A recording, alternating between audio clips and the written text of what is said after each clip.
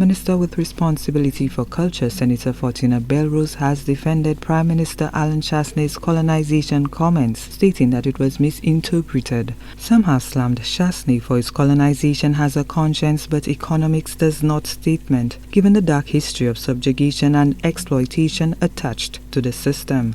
Belrose says persons should move past what she calls the slavery mentality.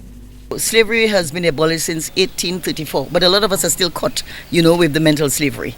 I grew up in an environment where some of my family members are half white, and some of them are black, and some of them are totally black, and so for me, I've been able to work with all sectors and all types of persons in the society, recognizing that we are human beings and we are free to ventilate and express our feelings about how we feel about things. And so for me, coming from an environment where I have mixed relatives, I always see individuals and what they bring to the table insofar as their heart is concerned. So it's unfortunate that people misinterpret that and put everything in the context of slavery. But I think we are human beings who should move and lift ourselves beyond that, and engage each other in a respectful way, recognizing that each of us were brought in here, for the greater good, of society.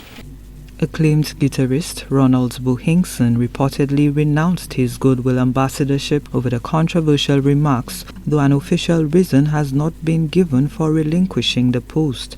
Belrose revealed that he shared his concerns, but she is unaware that he gave up his goodwill ambassadorship. The senator says that while she has qualms about the reported resignation, the decision lies with the famed musician. Based on the rules of engagement with respect to the ambassadorial program, one has to submit the resignation to the Governor General. So I'm not aware of that at all. Yeah. Okay. I know that he's written to me, and of course he's expressed his desire to move on. But for me, I did receive that with reservations and trepidations, given the fact that he's such an icon in our society. And so it's really his decision. That's something you can't force on somebody. And so it's his decision, but I think there's a medium, a system for him to be able to channel that.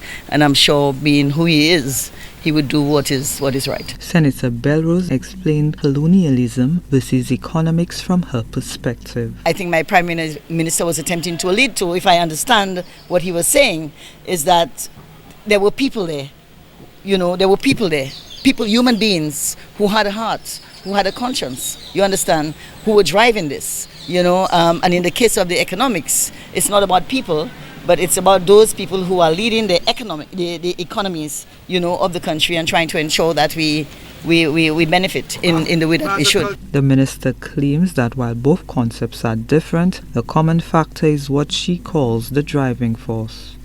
Colonialism, as we know it, historically, was an environment where people were colonized by persons who forced them to believe what they wanted, to believe. There was a way they had to conform. Economics is about your belly.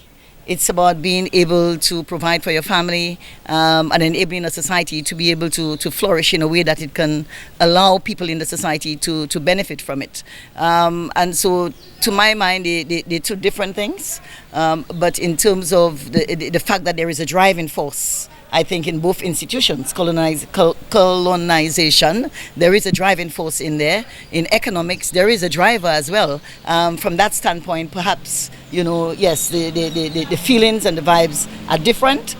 Opposition leader Philip J. Pierre has also criticized the Prime Minister, stating that economics does have a conscience as it deals with improving the standard of living of citizens. He has since called on Chasney to disavow the statements and apologize to Saint Lucians. Gina Filippi, HTS News Force.